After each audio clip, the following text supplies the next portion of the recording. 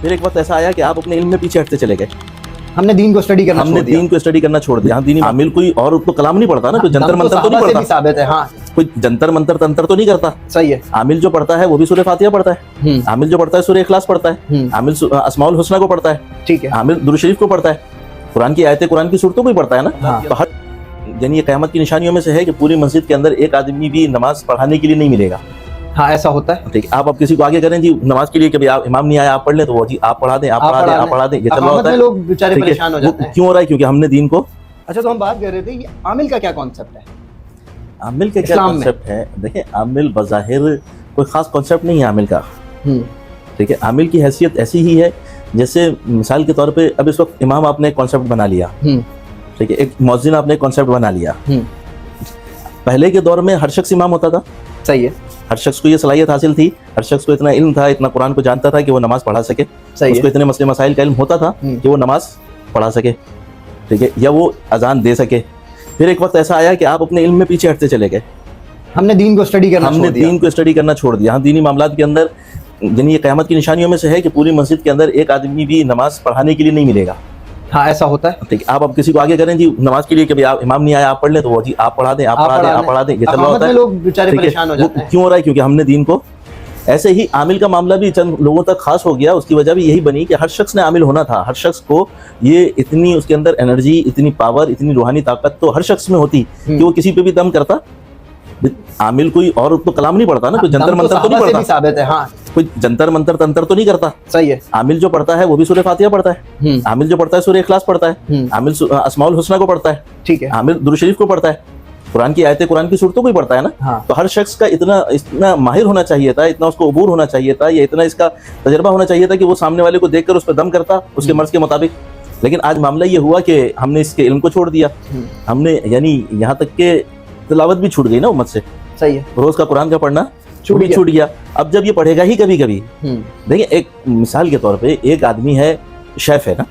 صحیح ہے, ٹھیک ہے, ایک جو سالوں میں بناتا ہے, ایک مہینوں میں بناتا ہے, ایک روز بنا رہا ہے, اور 5 ڈشیں بنا رہا ہے. صحیح ہے. اب کون ایکسپرٹ ہوگا اپنے کام میں؟ جو روز بنا رہا ہے, جو 5 بنا رہا ہے. ٹھیک ہے, ایسے ہی عامل اپنے کام میں ایکسپرٹ اس وجہ سے کہ وہ روزانہ دم کر رہا ہے مختلف لوگوں پر, روزانہ اس کے سامنے 10 کیس آ رہے ہیں. صحیح ہے. اچھا روحانی معالج کی اگر ہم بات کریں, اس کا تقوی سے کتنا لینا دینا؟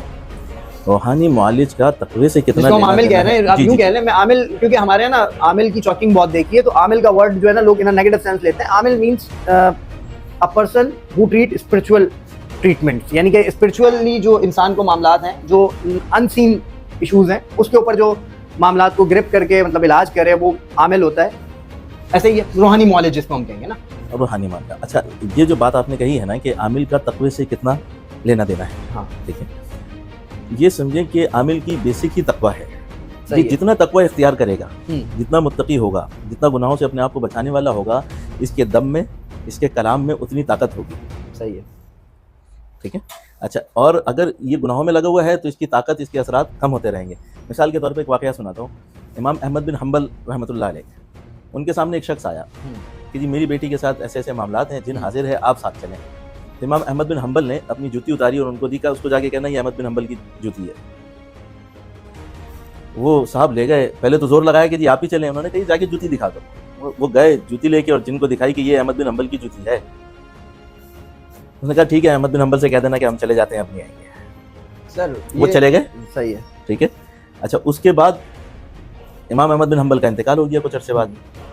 اب دوبارہ ان کے اوپر اس بچی کے اوپر, لڑکی کے اوپر دوبارہ جنات آ گئے. ان کے ابا پھر تشریف لائے. اب امام احمد بن حنبل نہیں ہے بلکہ ان کا کوئی نائب ہے. تو اس نائب نے چونکہ وہ عمل دیکھا تھا, اس نے بھی اپنی جوتی دے دی کہ جا کے اس کو میری جوتی, انہوں نے جا کے یہ کہا کہ جی فلاں کی جوتی ہے.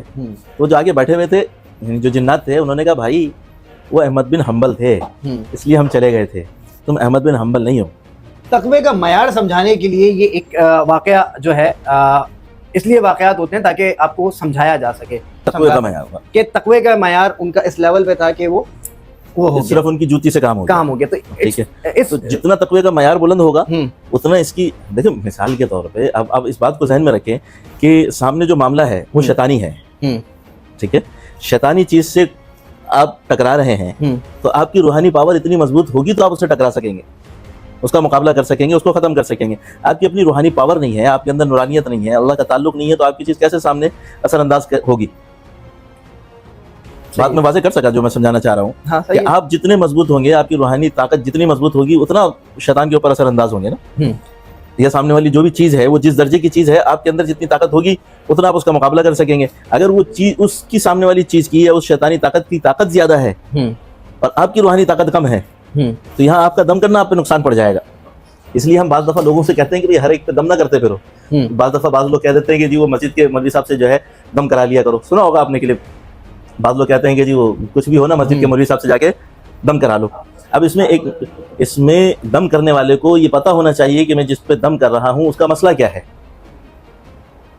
ایک آدمی ہے سر میں درد, ایک آدمی لے کر آتا ہے سر کا درد, ٹھیک ہے. اب ڈاکٹر یہ دیکھے گا کہ یہ سر کا درد نزلہ زکام کی وجہ سے ہے, یہ سر کا درد نظر کی کمزوری کی وجہ سے ہے, یہ سر کا درد ڈپریشن کی وجہ سے ہے, یہ سر کا درد گیس کی وجہ سے ہے. اچھا, ہر ایک چیز میں درد موجود ہے, سر کے اندر درد موجود ہے, لیکن ہر ایک چیز کی وجہ الگ ہے, درد کی وجہ الگ ہے اور درد کا علاج بھی الگ ہوگا. اب آنکھوں کی اگر بینائی کی وجہ سے, کمزوری کی وجہ سے سر میں درد ہے تو وہ اینک لگوائی جائے گی, دوائیاں وہ جتنی بھی کھلاتے رہیں, کچھ دیر اثر ہوگا, پھر درد شروع ہو جائے گا. ایسے ہی جب سامنے کوئی چیز آتی ہے اس پہ دم کرنا ہے تو یہ پتا ہو کہ جو سامنے والی چیز ہے وہ نظر بد ہے, وہ جادو کا اثر ہے, وہ جنات ہے, وہ کوئی دیو بیٹھا ہوا ہے, وہ کوئی چڑیل بیٹھی ہوئی ہے. اب ادھر اگر مسجد کے امام کو یہ پتا ہے کہ سامنے کیا چیز ہے تو وہ اس اعتبار سے دم کرے گا. سامنے والے کو پتہ ہی نہیں کہ اس میں چیز کیا ہے. تو اگر فزیکلی معاملہ ہے صرف کسی ڈپریشن کی وجہ سے یا کوئی جسمانی بیماری کی وجہ سے امام مسجد نے دم کر دیا, بہت اچھا, بہتر ہو گیا, بہت اچھی بات ہے, ورنہ وہ امام مسجد کے گلے پڑ جاتا ہے. بیسٹ علاج آپ نے بتایا, وہ حدیث سے ہمیں یہی ملتا ہے کہ سورہ فلق, سورہ ناس کا اہتمام کریں, آیت الکرسی کا اہتمام کریں. میرے خیال سے اس کے بعد پھر معاملات کی ضرورت نہیں رہتی کہ آپ کو کوئی چیز نقصان پہنچا سکے, کیونکہ دیکھیں نبی سے بڑھ کے تو کوئی چیز نہیں ہے نا. بالکل ایسا ہی ہے, لیکن اس میں زین بھائی تھوڑا سا خیال رکھنا پڑتا ہے, ٹھیک ہے. بعض لوگ یہ کہتے ہیں کہ جی ہم تو نماز بھی پڑھ رہے ہیں, ہم تو تلاوت بھی کر رہے ہیں, ہم پاک صاف بھی رہتے ہیں, تو ہم پر تو کوئی چیز اثر انداز نہیں, اثر انداز ہو سکتی ہے, میں یہ نہیں کہہ رہا, لیکن جب اثر انداز ہو سکتی ہے تو آپ یہ ذہن میں رکھیں کہ وہ ساری چیزیں احتیاطی ہیں. نماز, تلاوت, یہ ساری چیزیں احتیاط کے درجے میں ہیں.